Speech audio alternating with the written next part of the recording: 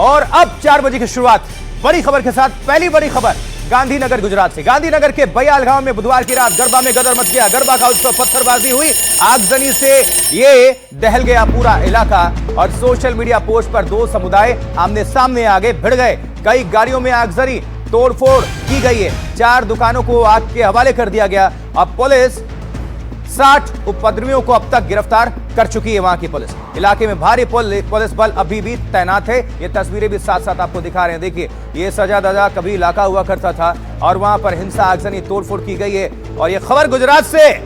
गुजरात की पुलिस अब एक्टिव है। 60 उपद्रवियों को अब तक गिरफ्त में ले चुकी है वहां पर पुलिस और कड़ाई से, सख्ती से पूछताछ की जा रही है। एक्शन लिया जा रहा है वहां पर। देखिए हालात क्या, रिपोर्ट।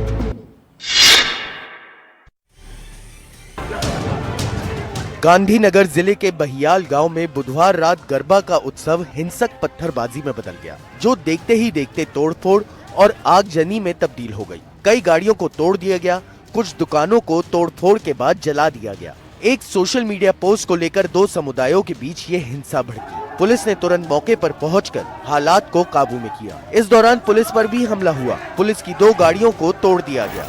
अभी तक टोटल 60 से ज्यादा लोगों को राउंड अप किया गया है और बाकी की तपास अभी जारी है। टोटल देखा जाए तो अभी तक 4 जितनी दुकानों में आगजनी की घटना बनी है और अराउंड 4 से 5 गाड़ियों में को भी नुकसान है। रात में हुई आगजनी का धुआं सुबह तक उठ रहा है।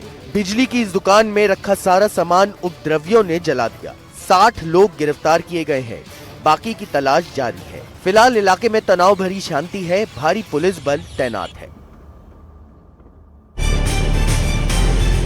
अब चलिए विस्तार से आपको बताते हैं और थोड़ा समझने की कोशिश करते हैं कि आखिर ये माहौल खराब कौन कर रहा है, जानबूझकर। इसके पीछे कौन है, जानिए कि गांधीनगर के बयाल गांव में गरबा का उत्सव हिंसा में क्यों तब्दील हुआ। अभी तक की जांच के मुताबिक गरबा के दौरान हिंदू समुदाय के एक व्यक्ति ने सोशल मीडिया पर पोस्ट किया, लव महादेव लिखा और आई लव मोहम्मद के मुकाबले उसे ट्रेंड कराने को कहा, क्योंकि कुछ मुस्लिम युवक आई लव मोहम्मद उन्होंने ट्रेंड शुरू किया था। इसके जवाब में देश भर से आई लव महादेव की शुरुआत हुई है। अब इससे मुस्लिम समुदाय के लोग वहां भड़क गए और सड़कों पर आ गए। लेकिन सवाल है कि आई लव मोहम्मद जब आप ट्रेंड शुरू कराते हैं तो फिर क्यों नहीं भड़कते। उसका जवाब दिया गया आई लव महादेव से। अब ये इसके पीछे इस पोस्ट के बाद मुस्लिम समुदाय के कुछ लोग एक युवक की दुकान पर पहुंचे। यह युवा दुकान छोड़कर भागा, जिसके बाद उन लोगों ने दुकान में तोड़फोड़ की और इसके बाद दोनों समुदायों में पत्थरबाजी और आगजनी शुरू हो गई। आमने सामने लोग आ गए। दोनों पक्ष से हालात संभालने पहुंची पुलिस पर भी पत्थरबाजी की गई। पुलिस की 2 गाड़ियों को तोड़ दिया गया। भारी पुलिस बल तैनात होने के बाद ही हालात सामान्य हुए, लेकिन पुलिस चुप नहीं बैठी हुई है। 60 लोगों को गिरफ्तार कर चुकी है और उनसे पूछताछ तो हो ही रही है, एक्शन हो रहा है। गांधीनगर के बयाल गांव में आज क्या हालात हैं, चलिए जानते हैं और रिपोर्ट दिखाते हैं हमारे सहयोगी देवांग आचार्य की। आपको मेरे पीछे जो तस्वीर है वो तस्वीर में दिखा सकता हूं कि आमने सामने की लड़ाई में ये जो पूरा मलबा है वो जला दिया गया। कहीं दुकानों है वो जला दी गई। आपको दृश्य में दिखा दें, ये दुकान है वो जल दिया क्योंकि वो जो आदमी है वो अभी सामान इकट्ठा कर रहा है, क्योंकि पूरी दुकान थी, इलेक्ट्रिक की दुकान थी, वो जल गई। आपको और भी दिखा दे क्योंकि तस्वीरें बयां करती है कि जो कल रात को घटना घटी वो घटना कितनी गंभीर थी। उसी घटना को चलते जो गांधीनगर के एसपी रवि तेजा और उच्च अधिकारी जो है वो यहाँ पहुंच गए। अभी जो हालात है वो हालात पूरे काबू में है। हाँ, इसके दौर पे जो पुलिस है उसको भी यहाँ तैनात कर दिया गया है। एसआरपी की टीम है उसको भी यहाँ तैनात कर दिया गया है। हालांकि अभी भी जो मामला है वो कहीं ना कहीं गंभीर दिख सकता है। पूरा इलाका जो है छावनी में तब्दील हो चुका है। भारी पुलिस बल की तैनाती है कि अगर किसी ने भी कुछ भी शरारत की तो उसका अंदाज, उसका अंजाम काफी बुरा होगा और इस मोड में ही पुलिस अब एक्शन ले रही है। चलिए आगे बढ़ते हैं। क्राइम जगत में क्या हो रहा है जानने का वक्त है। अपराध की दुनिया से 4 बड़ी खबरें अपडेट। पहली खबर मध्य प्रदेश की राजधानी भोपाल से। भोपाल में आईजी इंटेलिजेंस से लूट का मामला आया है। भोपाल मोबाइल छीनने वाले आरोपी अभी भी फरार बताए जा रहे हैं। पुलिस ने कुछ संदिग्धों से पूछताछ की है। उधर यूपी के बहराइच में पुलिस और बदमाशों के बीच एनकाउंटर, इससे शूटर समेत 3 आरोपी गिरफ्तार। आगे की जांच में जुट गई है पुलिस। बिहार के बगहा में फर्जी बर्थ और डेथ सर्टिफिकेट बनाने वाले गिरोह का बना हुआ है। मौके से 200 से अधिक आधार कार्ड जब्त बरामद। दिल्ली क्राइम ब्रांच ने फर्जी प्लेसमेंट एजेंसी का किंगपिन दबोच लिया है। आरोपी के पास से 148 पासपोर्ट बरामद।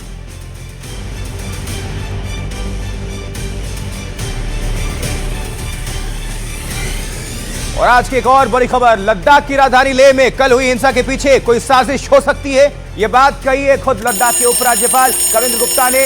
उन्हें लगता है कि लेह की हिंसा के पीछे विदेशी ताकतों की साजिश हो सकती है। उनका कहना है कि लद्दाख के प्रतिनिधियों से जब केंद्र की बातचीत होने वाली थी तो यह हिंसा क्यों भड़काई गई। लेह में हुई हिंसा में कल 4 लोगों की मौत हो गई, 50 से ज्यादा लोग घायल हो गए। बीजेपी का दफ्तर जला दिया गया, गाड़ियों में आगजनी, तोड़फोड़ की गई। सबसे पहले आपको सुनवाते हैं लद्दाख के एलजी उपराज्यपाल कविंद्र गुप्ता का ताजा बयान।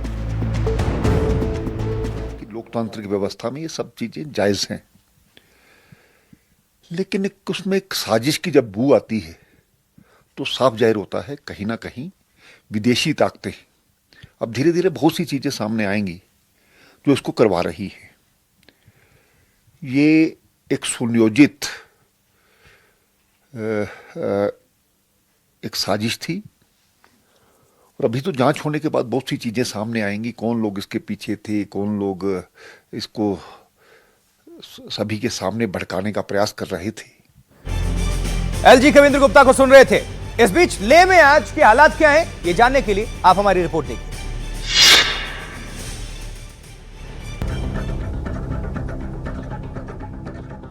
लेह में बुधवार को हुई हिंसा और आगजनी के बाद से आज तनाव भरी शांति है। कर्फ्यू के बीच सड़कों पर भारी संख्या में सुरक्षा बल तैनात किए गए हैं। पत्थरबाजी, तोड़फोड़ और आगजनी के निशान आज भी चारों ओर दिख रहे हैं। बुधवार को सामाजिक और पर्यावरण कार्यकर्ता सोनम वांगचुक के अनशन के 15वें दिन भड़के कुछ युवकों ने लेह में बीजेपी के मुख्यालय को जला दिया था। कई गाड़ियों को आग लगा दी गई थी, तोड़फोड़ की गई थी। इस दौरान हिंसा में 4 लोगों की मौत हो गई। सोनम वांगचुक ने हिंसा के चलते अनशन खत्म करने का फैसला किया। उधर गृह मंत्रालय ने हिंसा उकसाने के लिए सोनम वांगचुक को जिम्मेदार ठहराया। इस बीच सीबीआई ने सोनम वांगचुक के शिक्षण संस्थान Himalayan institute of alternatives Ladakh पर लगे विदेशी मुद्रा नियमन कानून यानी FCRA के उल्लंघन के आरोपों की जांच शुरू कर दी है। गृह मंत्रालय की एक शिकायत पर सीबीआई ने यह जांच शुरू की है।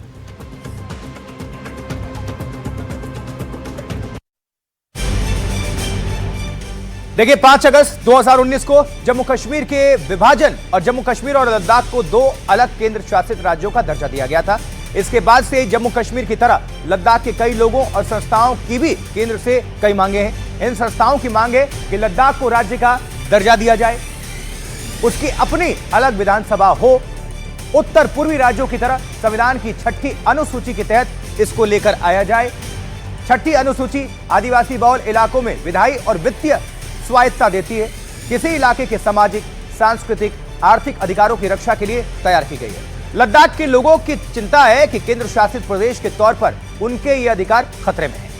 इसके अलावा बाहरी लोगों द्वारा जमीन की खरीद बिक्री को रोकने के लिए पाबंदियां लागू की जाए।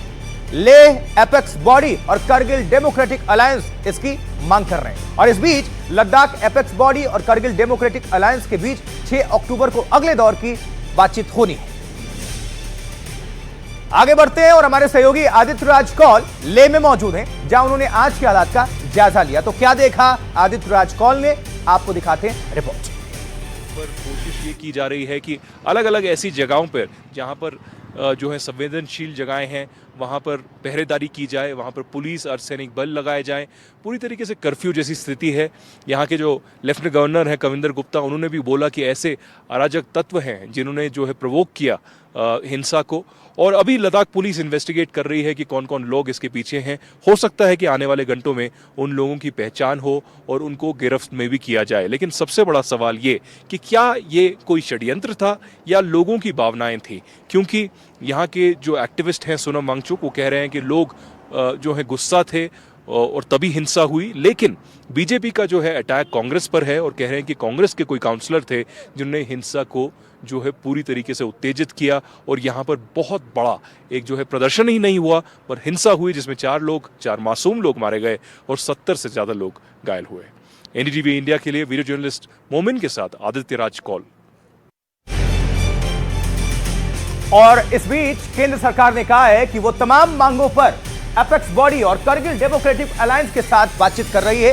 इस सिलसिले में हाई पावर्ड कमेटी और सब कमेटी के जरिए कई बैठकें हो भी चुकी हैं। इन औपचारिक बैठकों के कई शानदार नतीजे भी सामने आए हैं। लद्दाख में आदिवासियों के लिए आरक्षण 45% से 84% कर दिया गया है। परिषदों में महिलाओं को 1/3 आरक्षण दिया गया है। भोटी और पुर्गी को आधिकारिक भाषाओं का दर्जा दिया गया है। 1800 सरकारी पदों के लिए भर्तियों की प्रक्रिया भी शुरू हो चुकी है। हाई पावर्ड कमेटी की अगली बैठक 6 अक्टूबर को है।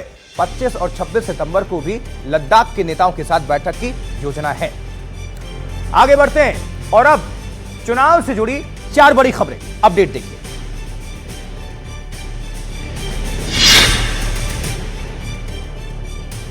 बिहार में 6 अक्टूबर के बाद कभी भी हो सकता है चुनाव का ऐलान।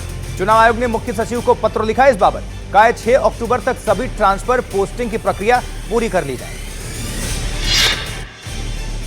उधर बिहार में सचिन पायलट ने दिए गठबंधन के संकेत। कहा जो भी एनडीए के खिलाफ हम उसके साथ। इंडिया गठबंधन ने शुरू की अति पिछड़ा न्याय संकल्प यात्रा। इसमें मल्लिकार्जुन खड़गे, राहुल गांधी और तेजस्वी यादव शामिल हुए।